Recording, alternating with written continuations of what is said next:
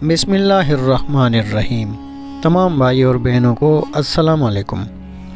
ناظرین گرامی، مدینہ منورہ کی طرف ہجرت کرنے کے بعد آپ صلی اللہ علیہ وآلہ وسلم نے ایک خواب دیکھا کہ آپ صلی اللہ علیہ وآلہ وسلم اپنے صحابہ کرام کے ساتھ امن کی حالت میں مکہ میں داخل ہو رہے ہیں۔ پھر عمرہ کے بعد آپ صلی اللہ علیہ وآلہ وسلم اور صحابہ نے بال منڈوائے ہیں اور کچھ نے بال کتروائے ہیں، اور یہ کہ آپ صلی اللہ علیہ وآلہ وسلم بیت اللہ میں داخل ہوئے ہیں۔ پھر آپ صلی اللہ علیہ وآلہ وسلم نے بیت اللہ کی چابی لی اور عرفات میں قیام کرنے والوں کے ساتھ قیام فرمایا۔ نیز آپ صلی اللہ علیہ وآلہ وسلم نے اور صحابہ نے بیت اللہ کا طواف کیا۔ حضور اکرم صلی اللہ علیہ وآلہ وسلم نے اپنا یہ خواب صحابہ کرام کو سنایا، سب اس بشارت سے بہت خوش ہوئے۔ پھر آپ صلی اللہ علیہ وآلہ وسلم نے صحابہ رضی اللہ تعالیٰ عنہم اجمعین سے ارشاد فرمایا، میرا ارادہ عمرے کا ہے۔ یہ سننے کے بعد سب نے سفر کی تیاریاں شروع کر دیں۔ آخر ایک روز حضور پاک صلی اللہ علیہ وآلہ وسلم عمرے کے لیے مدینہ منورہ سے روانہ ہوئے۔ عمرے کا اعلان آپ صلی اللہ علیہ وآلہ وسلم نے پہلے ہی کرا دیا تھا تاکہ لوگ اس قافلے کو حاجیوں کا قافلہ ہی خیال کریں اور مکے کے لوگ اور آس پاس کے لوگ جنگ کے لیے نہ اٹھ کھڑے ہوں۔ مشرکوں اور دوسرے دشمنوں کو پہلے معلوم ہو جائے کہ آپ صلی اللہ علیہ وآلہ وسلم عمرے کی نیت سے آ رہے ہیں اور کوئی نیت نہیں ہے۔ حضور پاک صلی اللہ علیہ وآلہ وسلم نے ذوالحلیفہ کے مقام پر احرام باندھا، پہلے مسجد میں 2 رکعت نماز ادا کی، پھر مسجد سے ہی اونٹنی پر سوار ہوئے۔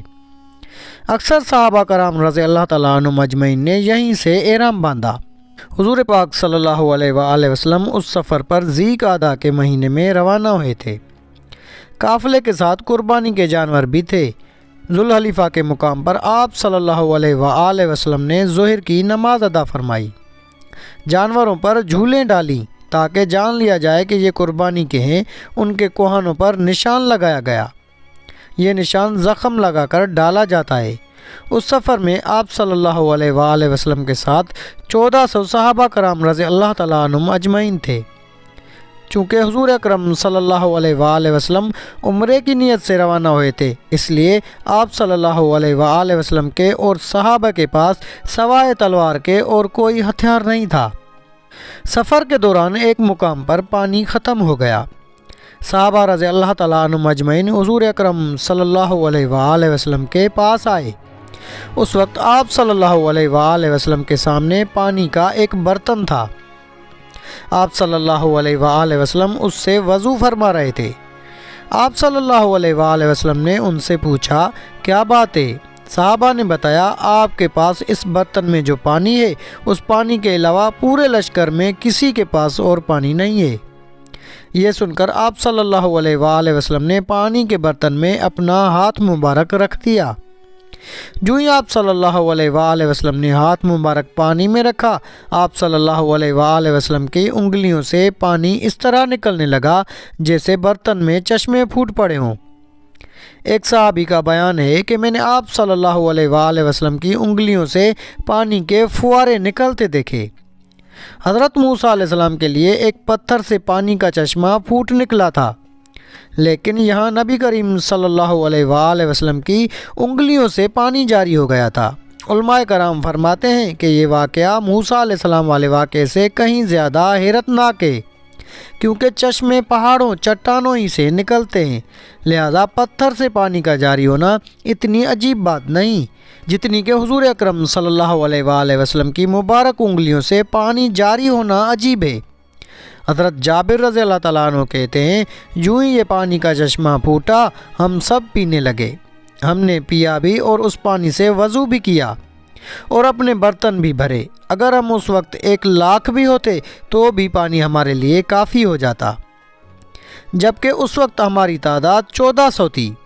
مسلمانوں کا قافلہ عصفان کے مقام پر پہنچا تو نبی کریم صلی اللہ علیہ وآلہ وسلم کے پاس بشر بن سفیان عتکی رضی اللہ تعالیٰ عنہ آئے۔ آپ صلی اللہ علیہ وآلہ وسلم نے پہلے ہی انہیں جاسوس بنا کر مکہ کی طرف روانہ کر دیا تھا۔ کیونکہ آپ صلی اللہ علیہ وآلہ وسلم کی نیت اگرچہ صرف عمرے کی تھی، لیکن قریش کے بارے میں اطلاعات رکھنا ضروری تھا۔ بشر رضی اللہ تعالیٰ عنہ نے آ کر بتایا، اے اللہ کے رسول، قریش کو اطلاع مل چکی ہے کہ آپ مدینہ منورہ سے روانہ ہو چکے ہیں۔ دیہاتوں میں جو ان کے اطاعت گزار لوگ ہیں، قریش نے ان سے بھی مدد طلب کی ہے۔ بنی ثقیف بھی ان کی مدد کرنے پر آمادہ ہیں، اور ان کے ساتھ عورتیں اور بچے بھی ہیں۔ وہ لوگ مکہ سے نکل کر ذی طوا کے مقام تک آ گئے ہیں۔ انہوں نے ایک دوسرے سے عہد کیا ہے کہ وہ آپ کو مکہ میں داخل ہونے نہیں دیں گے۔ دوسرے یہ کہ خالد بن ولید جو اس وقت تک مسلمان نہیں ہوئے تھے، گھوڑے سوار دستہ لیے قرائے غمیم کے مقام تک آ گئے ہیں۔ ان کے دستے میں 200 سوار ہیں اور وہ آپ کے خلاف صف بندی کر چکے ہیں۔ یہ اطلاعات ملنے پر آپ صلی اللہ علیہ وآلہ وسلم نے حضرت عباد بن بشر رضی اللہ تعالیٰ عنہ کو حکم فرمایا کہ وہ مسلمان گھوڑے سواروں کے ساتھ آگے بڑھیں۔ یہ آگے بڑھے اور حضرت خالد بن ولید کے دستے کے سامنے پہنچ گئے۔ انہوں نے بھی صف بندی کر لی۔ نماز کا وقت ہوا تو حضور پاک صلی اللہ علیہ وآلہ وسلم نے نماز شروع کی۔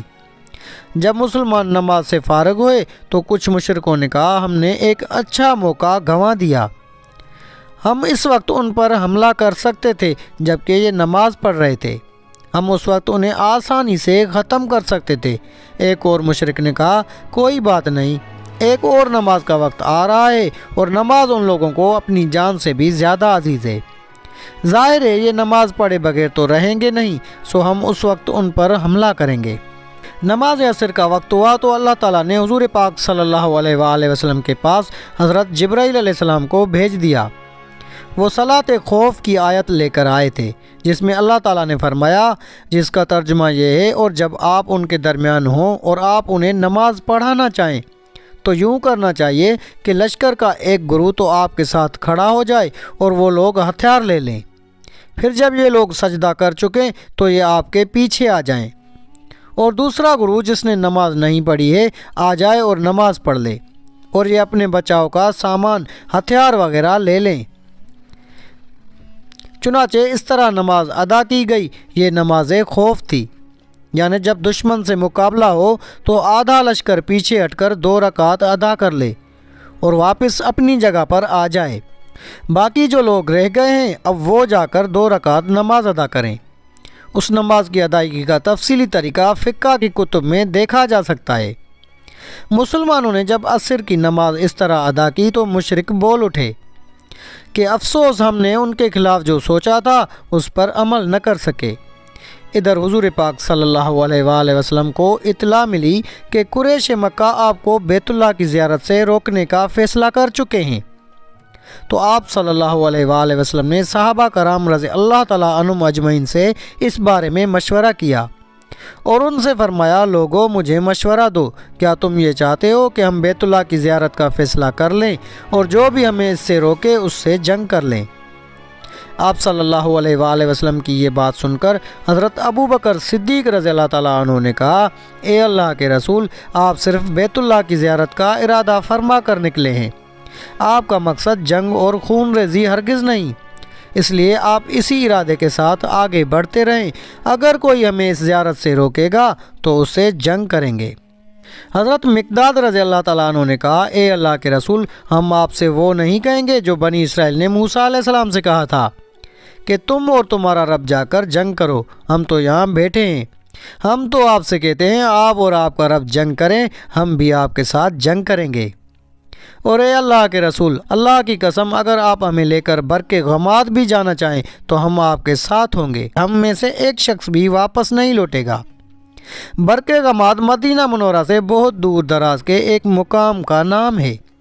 ان دونوں حضرات کی رائے لینے کے بعد آپ صلی اللہ علیہ وآلہ وسلم نے فرمایا، بس تو پھر اللہ کا نام لے کر آگے بڑھو۔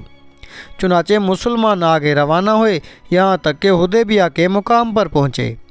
اس جگہ حضور پاک صلی اللہ علیہ وآلہ وسلم کی اونٹنی خود بخود بیٹھ گئی۔ لوگوں نے اٹھانا چاہا لیکن وہ نہ اٹھی۔ لوگوں نے کہا، قصوہ اڑ گئی ہے۔ قصوہ حضور پاک صلی اللہ علیہ وآلہ وسلم کی اونٹنی کا نام تھا۔ حضور اکرم صلی اللہ علیہ وآلہ وسلم نے یہ سن کر ارشاد فرمایا، یہ اڑی نہیں اور نہ اڑنے کی اس کی عادت ہے، بلکہ اسے اس ذات نے روک لیا ہے جس نے ابرہہ کے لشکر کو مکہ میں داخل ہونے سے روک دیا تھا۔ مطلب یہ تھا کہ قصوہ خود نہیں رکی، اللہ کے حکم سے رکی ہے۔ حضور پاک صلی اللہ علیہ وآلہ وسلم نے اس مقام پر قیام کا حکم فرمایا۔ اس پر صحابہ نے عرض کیا، اے اللہ کے رسول، یہاں پانی نہیں ہے۔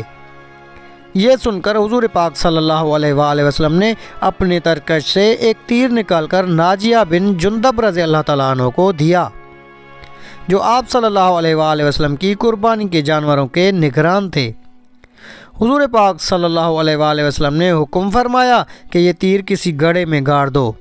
تیر ایک ایسے گڑھے میں گاڑ دیا گیا جس میں تھوڑا سا پانی موجود تھا۔ فوراً ہی اس میں سے میٹھے پانی کا چشمہ ابلنے لگا، یہاں تک کہ تمام لوگوں نے پانی پی لیا، جانوروں کو بھی پانی پلایا۔ پھر سب جانور اسی گڑھے کے گرد بیٹھ گئے۔ جب تک تیر اس گڑھے میں لگا رہا اس میں سے پانی ابلتا رہا۔ گڑھے سے پانی ابلنے کی خبریں قریش تک بھی پہنچ گئیں۔